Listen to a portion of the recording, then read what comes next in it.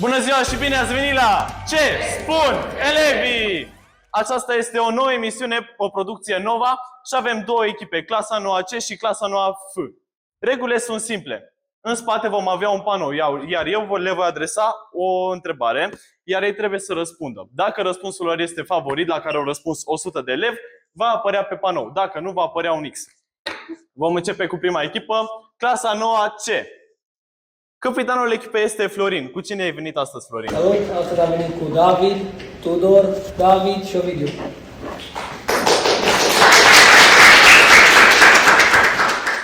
Florin este pasionat de adrenalină. Când nu joacă fotbal, îl găsești pe bicicletă sau explorând trasee off-road. Astăzi, speră să aibă aceeași energie și la răspunsuri. David este atras de tot ceea ce înseamnă viteză și adrenalină. Sporturi extreme, mașini și fotbal. Cu asemenea pasiuni, nu e de mirare că îi plac și provocările. Tudor este mare fan fotbal și petrece foarte mult timp în lumea jocurilor video. În plus, are și o pasiune pentru mașini, așa că nu e străin de competiții și provocări. David iubește fotbalul, mașinile și aventurile off-road. Toți sunteți cu off-road-ul? Nu cu motociclete, cu fotbalul, ferească. Pentru el, orice drum e mai interesant dacă are puțină viteză și adrenalină. Ovidiu este mare fan fotbal și nu ratează nicio ocazie să vorbească despre meciuri sau jucători. Se pare că fotbalul este pasiunea lui principală. Vă urez succes, succes, succes, succes, succes! Pe cealaltă parte, clasa 9F.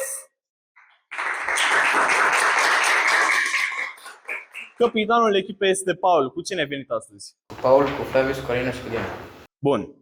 Paul este genul de persoană care preferă să-și petreacă timpul afară, alături de prieteni. Pentru el, cele mai bune momente sunt cele petrecute în compania celor apropiați. Flavius este pasionat de sport și îi plac provocările. A venit aici pentru o experiență nouă și este hotărât să lupte pentru victorie. Paul este pasionat de sport, muzică și călătorii. Se descrie ca o persoană prietenoasă și deschisă, mereu gata să cunoască lucruri noi. Alina adoră să asculte muzică și să petreacă timp cu prietenii. Pentru ea, cele mai frumoase momente sunt cele pline de distracție și voie bună. Iar Diana este o persoană deschisă și prietenoasă, căreia îi place să se implice în activități extrașcolare, iar pentru ea, fiecare experiență nouă este o ocazie de a învăța ceva. Ei sunt jucătorii, suntem pregătiți? Runda 1, capitanii în față!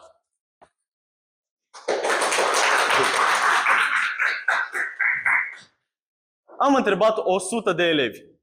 Spune o mâncare pe care o găsești la orice masă de sărbători. Sarmale. Sarmale. Favorit. Jucați sau pasați? Jucăm. Jucăm. Haideți. David. Spune o mâncare pe care o găsești la orice masă de sărbători. Cozonac. Cozonac. Favorit pe locul 2. Tudor. Ce mâncare găsești pe orice masă de sărbători? Salată de băf. Salată de băf. Ok. David. Ce mâncare găsești pe orice masă de sărbători? Prăjitură. Bun. Ovidiu. Ce mâncare găsești pe orice masă de sărbători? Platouri. Platouri. Din păcate nu.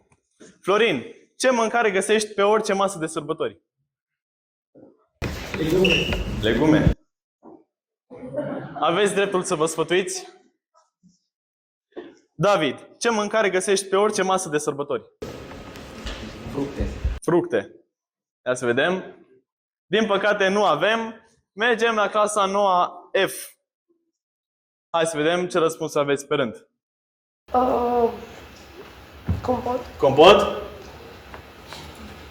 Dulciuri, toate, tartine de astea. Da? Tot compot. Da? Carne. Carne? Și eu răspunsul final? O umplute. Ouă umplute. Haideți să vedem dacă avem pe panou ouă umplute. Nu avem. Câștigă prima rundă. Clasa 9. Ce? Haideți să vedem ce răspunsuri avem pe panou. Mai avem răspunsul 5, 6 și 8. Să vedem propuneri. Ce credeți că avem? Sau și voi. Hai să vedem. Grătar? Nu cred. Hai să vedem alte răspunsuri. Sărățele. Friptură pe locul 6. Ce crezi că este acolo? Hai să vedem. Ce este pe locul 6? Piftie și pe locul 8? Pâine. Aplauze! Runda 2. Jucăm cu Paul și David. Am întrebat 100 de elevi. Spune un lucru pe care îl făceai când erai mic și acum nu îl mai faci. Mă dădeam cu bicicleta. Te dădeai cu bicicleta. Hai să vedem. Bun! Jucați sau apăsați? Jucăm. Jucăm. Haideți. Paul, spune un lucru pe care îl făceai când erai mic și acum nu îl mai faci. Uite la desene. Te uita la desene. Hai să vedem. Este pe panou. Flavius, spune un lucru pe care îl făceai când erai mic și acum nu îl mai faci. Ieșeam cu prietenii în parc. Ieșai pe afară. Hai să vedem. Este pe panou. Favorit. Alina, spune un lucru pe care îl făceai când erai mică și acum nu îl mai faci. Le neveam. Le neveai. Să vedem. Nu. Diana, spune un lucru pe care îl făceai când erai mică și acum nu îl mai faci. Mă jucam cu păpuși. Te jucai cu păpuși. Este pe panou. Mai departe, Paul, spune un lucru pe care îl făceai când erai mic și acum nu îl mai faci. Te jucam fotbal. Te jucai fotbal? Cred că este alternativă cu prima. Ba, sport! Este pe panou. Paul, spune un lucru pe care îl făceai când erai mic și acum nu îl mai faci. Făceam puzzle. Puzzle. Hai să vedem. Puzzle. Flavius, spune un lucru pe care îl făceai când erai mic și acum nu îl mai faci. Desenam. Desenai? Așa, aveți dreptul să vă sfătuiți. Alina, spune un lucru pe care îl făceai când erai mică și acum nu îl mai faci. Mergeam la școală primară. Mergea la școală primară. Din păcate nu. Mergem pe partea cealaltă. Să vă ascult răspunsurile. Săream cu coardă. Sărai cu coarda? Plângeam. Plângeai? Plângeai? Mâncam dulciuri. Mâncai dulciuri. Răspunsul final de Florin? Era cu coarul. Sărei cu coarda. Hai să vedem.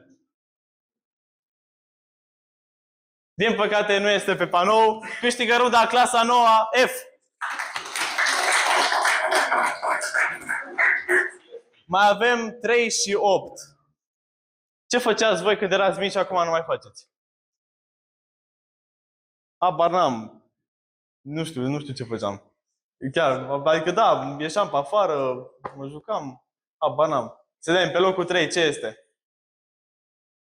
Mergeam la grădiniță și pe locul 8 obiceiuri de copii. Prin asta poate să fie foarte interpretabil. Runda 3 jucăm cu Flavius și Tudor.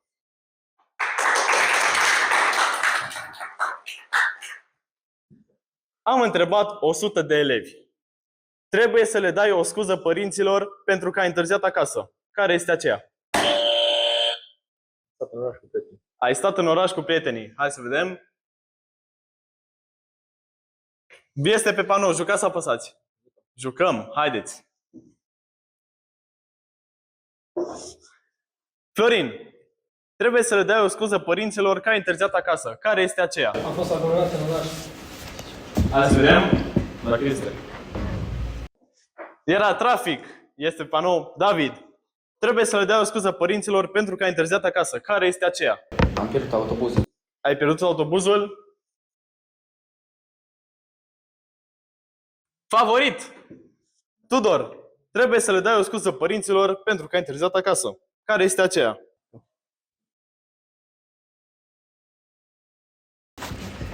Nu știi? Un X? Pentru nu știu să dă X. David, trebuie să le dai o scuză părinților pentru că ai întârziat acasă. Care este aceea? N-am știut cât este ceasul. N-ai știut cât este ceasul. Hai să vedem. Este pe panou. Ovidiu, trebuie să le dai o scuză părinților pentru că ai întârziat acasă. Care este aceea? Am mers la magazin, la Ai- restaurant. Ok, să vedem. Am mers la magazin, au mers 8 elevi.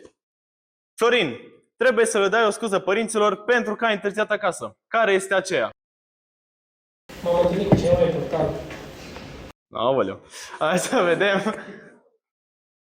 Este pe panou. David, trebuie să le dai o scuză părinților pentru că ai întârziat acasă. Care este aceea? Mi-am uitat ceva și a trebuit să mă întorc. Să vedem dacă elevii au avut aceeași părere ca și tine. Din păcate nu, aveți dreptul să vă sfătuiți. Tudor, trebuie să le dai o scuză părinților pentru că ai întârziat acasă. Care este aceea? Mers la un prieten. Mai tare, te rog. Mers la un prieten. Ai mers la un prieten. Haideți să vedem. Din păcate nu, mergem pe partea cealaltă. Hai să vedem ce răspunsuri aveți. Sunt mai mult la școală. Ai stat mai mult la școală? Asta peste program. Ai stat peste program? Da? Am rămas mai mult la școală. Am rămas mai mult la școală. Ai rămas mai mult la școală? Hai să vedem.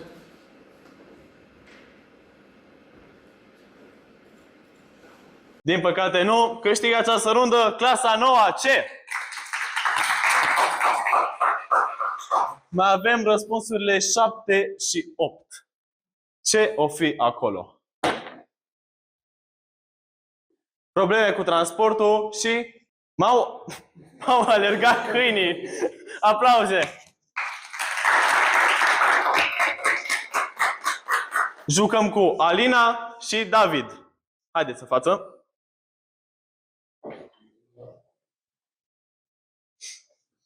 Am întrebat 100 de elevi.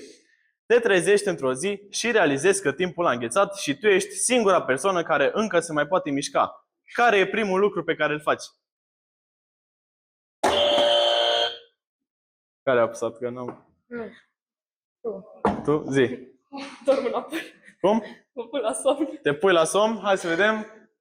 Este pe panou. Jucați, apăsați. Jucăm. Jucați, haide. Paul, te trezești într-o zi și realizezi că timpul a înghețat și tu ești singura persoană care încă se mai poate mișca. Care e primul lucru pe care îl faci?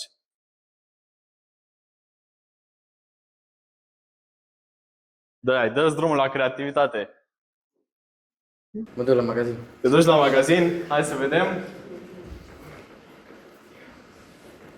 Mă rog, alternativa pe panou e altceva, ok? Paul, te trezești într-o zi și realizezi că timpul a înghețat și tu ești singura persoană care încă se mai poate mișca. Care e primul lucru pe care îl faci?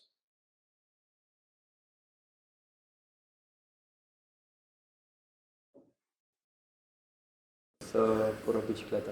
Te duci să ce, mă? Să fură bicicleta, hai să vedem dacă elevii ar face același lucru. Ok, alternativă, e ok. Flavius, te trezești într-o zi și realizezi că timpul a înghețat și tu ești singura persoană care încă se mai poate mișca. Care e primul lucru pe care îl faci? Intru în casa celorlalți. Intri în casa celorlalți. Hai să vedem. Nu, din păcate. Alina, te trezești într-o zi și realizezi că timpul a înghețat și tu ești singura persoană care încă se mai poate mișca. Care e primul lucru pe care îl faci? Mă duc cu bucătărie să ronțe ceva. Te duci să mănânci, presupun, să ronțe ceva, să vedem. Nu cred că ar fi primul lucru pe care... Ok, te plimbi sau explorezi, e bine. Alternativă.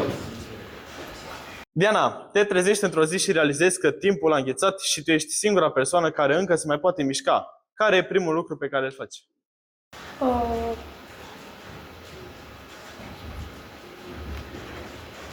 Dau foc la școală. Dai foc la școală. Nu cred că elevii care au răspuns au fost așa de inventivi, dar 2x, aveți dreptul să vă sfătuiți. Paul, te trezești într-o zi și realizezi că timpul a înghețat și tu ești singura persoană care încă se mai poate mișca. Care e primul lucru pe care îl faci? Mă duc să fur din mall. Fur din mall. Cred că deja avem o alternativă cu fur din magazine, nu cred că mai avem. 3x. Haideți să mergem la clasa 9 C.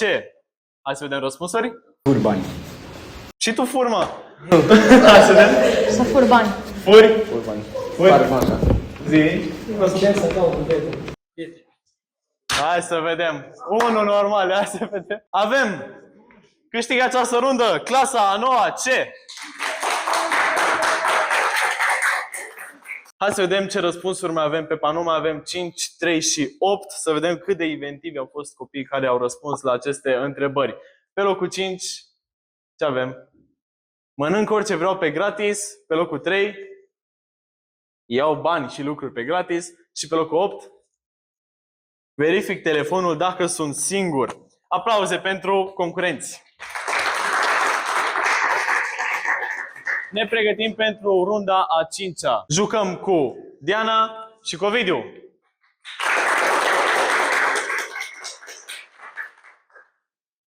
Am întrebat 100 de elevi. Spune un obiect pe care îl pierzi mereu. Telefonul. Telefonul, hai să vedem. Favorit! Jucați, apăsați! Jucați, hai! Paul, spune un obiect pe care îl pierzi mereu. Portofel. Portofelul. Este? Paul, spune un obiect pe care îl pierzi mereu. Penarul. Penarul. Bun. Din păcate nu este. Flavius, spune un obiect pe care îl pierzi mereu. Încărcătorul. Încărcătorul. Este pe panou. Alina, spune un obiect pe care îl pierzi mereu. Cheile. Cheile. Bun. Diana, spune un obiect pe care îl pierzi mereu. Căștile. Căștile. Și acesta este pe panou. Paul, spune un obiect pe care îl pierzi mereu. Minge. Mingea. Nu cred că elevii au pierdut mingea, aveți dreptul să vă sfătuiți. Paul, spune un obiect pe care îl pierzi mereu.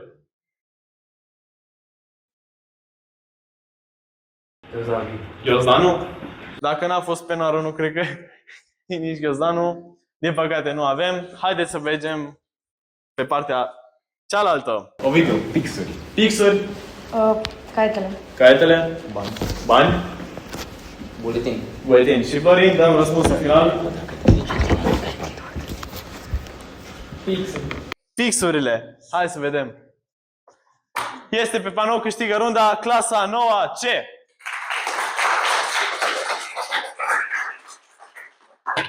Mai avem varianta 5-a și varianta a 8-a. Hai să vedem ce au pierdut cei 100 de elevi. Pe locul 5, elasticul de păr și pe locul 8, produsele de machiaj. Mergem mai departe. Capitane în față, Florin și Paul. Am întrebat 100 de elevi. Ce verifici înainte să pleci de acasă? Dacă am închis ușa. Dacă ai închis ușa, hai să vedem. Este pe panou, jucați sau apăsați? Jucați, haideți. David, ce verifici înainte să pleci de acasă? Dacă am stins toate becurile din casă. Dacă ai stins toate luminile, hai să vedem. Nu este pe panou. Tudor, ce verifici înainte să pleci de acasă? Dacă am stins televizorul. Dacă ai oprit televizorul, aveți dreptul să vă sfătuiți. David, ce verifici înainte să pleci de acasă? Dacă mi-a luat telefonul. Dacă ți-ai luat telefonul, hai să vedem, este pe panou. Ovidiu, ce verifici înainte să pleci de acasă? Dacă mi-am luat cheile de la mașină. Dacă ți-ai luat cheile, hai să vedem. Este Florin, ce verifici înainte să pleci de acasă? Dacă nu am luat nimic în priză. Să vedem dacă ai scos tot din priză. Nu este, din păcate. Mergem pe partea cealaltă. Vedem. Dacă mi-am luat toate lucrurile necesare. Dacă ai luat lucrurile necesare. Dacă am luat lucrurile necesare. Da? Aragaz. Aragazul? Aragazul? Dacă am stins aragazul. Dacă a stins aragazul. Și să vedem dacă aragazul este pe panou. Din păcate nu este, câștigă runda clasa 9C. Câștigă jocul clasa 9C cu 391 de puncte. Aplauze! Felicitări tuturor concurenților. Vă rog să veniți în față. Producțiile Nova nu se opresc aici, mai urmează multe alte emisiuni, iar noi sperăm să vă bucurați de toate. Eu am fost Râsă Dacian, ne vedem cât de curând. La revedere!